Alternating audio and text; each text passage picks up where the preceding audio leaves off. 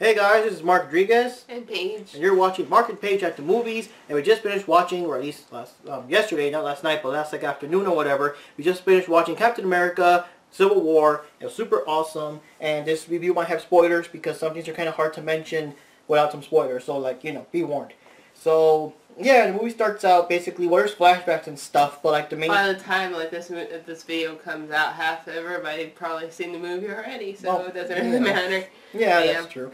But so the movie, more modern day, starts out with Captain America and some of the other Avengers going after Crossbones. He's the guy that he's that soldier guy from the Winter Soldier movie that I guess the head one of the bad guys. He was doing the most stuff, and he's memorable because he fought with Falcon and the building blew up and all that stuff. So now he's all scarred and messed up. Now he's Crossbones.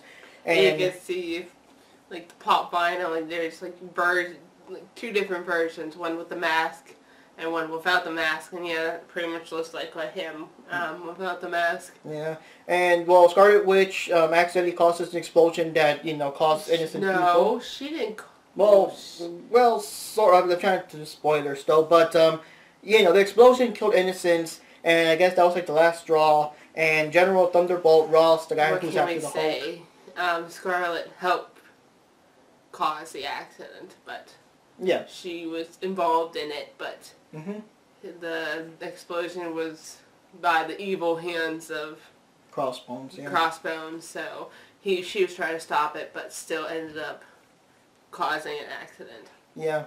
So Thunderbolt Ross started doing like the trailers, mentioning all the destruction caused in New York when the Avengers stopped the alien invasion in the first movie. I have to say this, and they're complaining about how many people's lives were killed during all these different incidents, like New York, whatever that other country was, London, the stuff I don't know.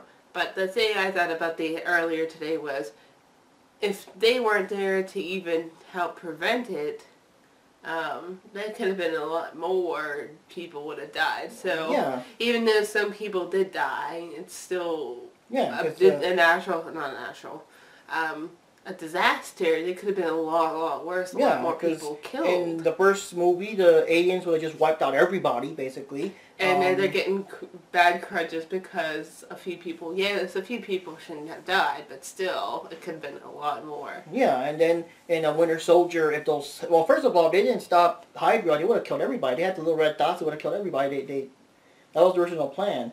And then they send the things down, and then Ultron, the whole island was going to go down. I mean, it was all these, as Paige said, these would have been massive catastrophes if the Avengers didn't do something. But you know how it is. And yeah. So anyways, it's kind of weird though. It's kind of based on the Civil War in the comics. In the comics, it was just called the Superhero Registration Act. Here, it's called the Sokovia Accords because it took place. The accident with Scarlet Witch took place in Sokovia, and it's kind of sort of the same thing. In the movie version, it's more like the government controls the superheroes now. They gotta fall in line. But Captain America, of course, is worried because they're going to be limited now. What if there's some big danger somewhere and he can't do nothing because the government's no, you can't do nothing or something like that, And Iron Man thinks that we should be controlled somehow. I mean, they got to put us in check, and stuff like that. And the comics, it was more about forcing all superheroes to register and even unmask in front of the public and everything. That's one thing the movie didn't.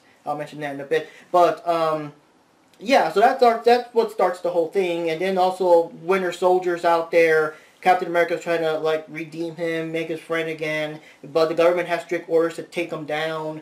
And along the way, T'Challa's father gets killed, which is a Black Panther. So he becomes a Black Panther, and now he's after Winter Soldier. So it's all that stuff. But I guess that's more the plot right there. Twists and turns. Yeah. And vengeance and history and a lot of stuff. Yeah, it's interesting. I liked it. And sadness. Yeah. So Peggy. Yeah, I know, Peggy. But let's go to our thoughts, I guess. So you can go first.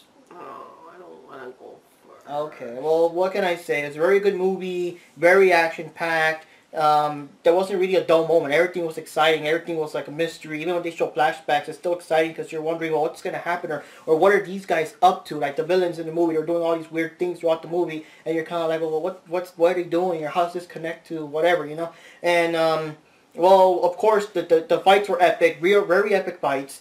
Of course, like the trailer, you see all the heroes on one side, heroes on the other side. They all fight it out. Wow, Super it's crazy. like the fourth time we've seen this stupid Yeah, the X-Men trailer. X-Men trailer. Yeah, but yeah, the fights were super amazing, and of course Ant-Man appeared in the movie, which I'm glad that we managed to see Ant-Man like a couple of weeks before, so that because I just wanted to know more about him. I didn't want to just throw him in there and I don't know who he is or I don't get his shtick, you know. So here, like I got to see his sense of humor and everything, and then of course, the Black Panther's there. He's totally awesome. I like how the Black Panther was mostly doing everything for him and his country and, you know, for vengeance, but he wasn't really on anyone's side. He was kind of, sort of temporarily on Iron Man's side, but it was just because he wanted to get after the Winter Soldier. He wasn't really on anyone's side. And, of course, the big superhero that everyone was waiting for the longest time. Spooderman. Yes, Spooderman. Yeah, so, yeah, Spider-Man did a good job. He acted out very good. The only thing that was very surprised, spoilers, I guess, is I didn't expect him to like be like just starting out. I guess I was expecting him to already be Spider-Man. Like the ultimate Spider-Man. Tony Drake. Stark helps out. The Drake, whatever his name is, does a voice for him, but that's him starting out. So at least that's something. It's not just whatever. Yeah, it's kind of different, but I just kind of thought it was gonna be more established. He was wearing like some real hokey dokey wannabe Spider-Man costume before Iron Man would help him get like the one that we are most familiar with. But yeah, I was kind of surprised. I was also surprised how incredibly young Aunt May was. So I guess they're doing like the ultimate, because in the ultimate version, really old to middle aged to sort of young. Yeah, in the ultimate version, she is like not that old. So I guess they're all going that route. It's like Nick Fury, he's based on the ultimate version. They're all going that route, and one thing I also got to say is with Crossbones, though, since, like she mentioned, the whole Albino, like the regular version, the unmasked version, and blah, blah, blah, and everything, and of course he had a big role throughout the Winter Soldier, I was surprised that he wasn't the main villain or working for the main villain or anything. He was just in that one scene in the beginning, and I was really thinking he was going to be like the main bad guy throughout the movie. And the main bad guy is actually Zemo. I think in the comics it's Baron Zemo, but here he just looks like a regular guy. In the comics he has like, he's dressed in purple, he has like a cape or whatever. He's supposed to be, I guess, one of the top guys for Hydra, but here he was working like for himself. He was actually killing off any like Hydra agents in his way. It was all about him. He lost, I guess, everything, all his family or whatever in some Sokovia incident, so he wanted revenge, and his master plan was, like, I'm just a normal guy. Revenge on the Avengers. Yeah. That's what. Yeah, but it's like, I'm just a normal guy, I can never touch these guys, so I'll just make them kill each other for me, and it was very clever. And, well, yeah, it was pretty good. Well, one thing I like about this movie is that it was like a versus movie all throughout, like everything. Like, the final battle literally was Captain America versus Iron Man. They didn't just fight a little bit and then decide to team up and whatever. They fought like to the very end. It was very, very emotional. Like, I could feel it from both sides. You know, Tony... He was my friend. Mm-hmm. They're like, so was I. I know, and it's like, you know, lots of things on both sides. Tony Stark suffered great losses, and Captain America knows that Bucky is still good and doesn't deserve to be gunned down or whatever. It was a lot of stuff, you know? So any other thoughts on other people? I didn't even get my thoughts in yet. Okay, well, you can start. It was epic. Okay, the end. No, come on, any other things? It was epic? Captain America... Cool. Well, anything of Winter Soldier. Americans? Mm-hmm, anything of Winter Soldier. Or Sexy. Scarlet Witch. Awesome. I don't know, maybe Vision, Hawkeye. Vision. Still Vision. I like him.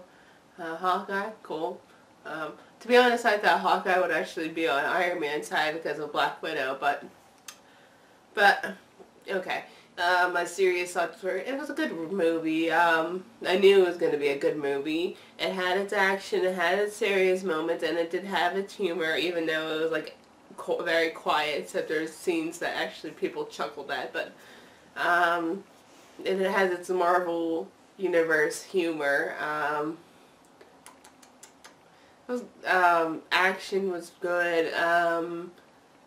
I liked all the different characters, and I was really rooting for Bucky because I have a huge crush on him. But it's just like I'm rooting for him. I'm like, oh, don't get killed, don't get killed. And there are sad moments, like Peggy actually passes away in her sleep, passes away. And I'm like, no. Yeah. And then it's just like, it touched me. I'd probably want to see it again. Yeah, I really don't know what else to say. Oh, what do you do? Spider-Man's costume, like his eyes are, the eyes, like I don't know. they move, like they shrink and like camera lens, I guess. yeah, that's a weird thing. That's the only thing I don't like is like the eyes. Everything else is not bad. Oh, they captured Spider-Man's sense of humor and joking and talking throughout the movie. And the whole, oh, you have a metal arm? That's awesome! And then, he was pretty good. I liked the actor. He's like, I guess the best Spider-Man so far. I don't know anything about Spider-Man, but everybody says he's like the best one because it really captures a real Spider-Man instead of Tobey Maguire and whatever his name is, Andrew Garfield. Yeah. Yeah.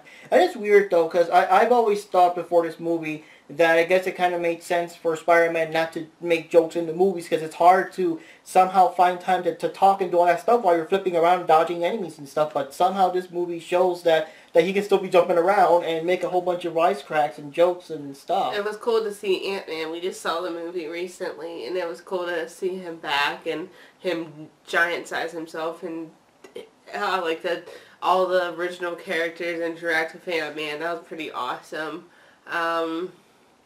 Scarlet Witch was pretty cool too. I like the part where it was a surprise, no one knew, not even no one knew until Ant-Man showed off that he can grow giant size, and he was on Captain America's team against Iron Man, and Iron Man's kind of like, if anybody else has any superpowers, now's a good time to show them off, or something. There's only good lines throughout the movie. I would probably say it again.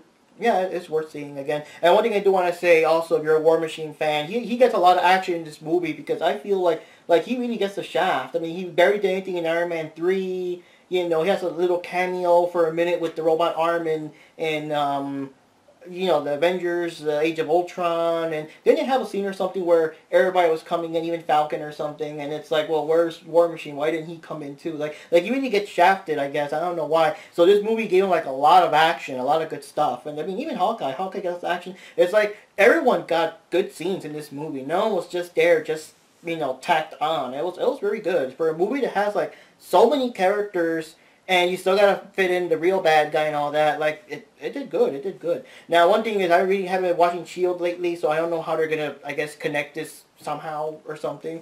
Because in Age of Ultron, they were kind of we found Loki's staff. Should we get it? And Coulson's like, no, let's not mess around. Send the Avengers. And then, bam, the movie. You would see the movie where they go after Loki's staff. So I don't know how this fits in and all that. Yeah, they're putting Captain America on TV now. So, any last thoughts?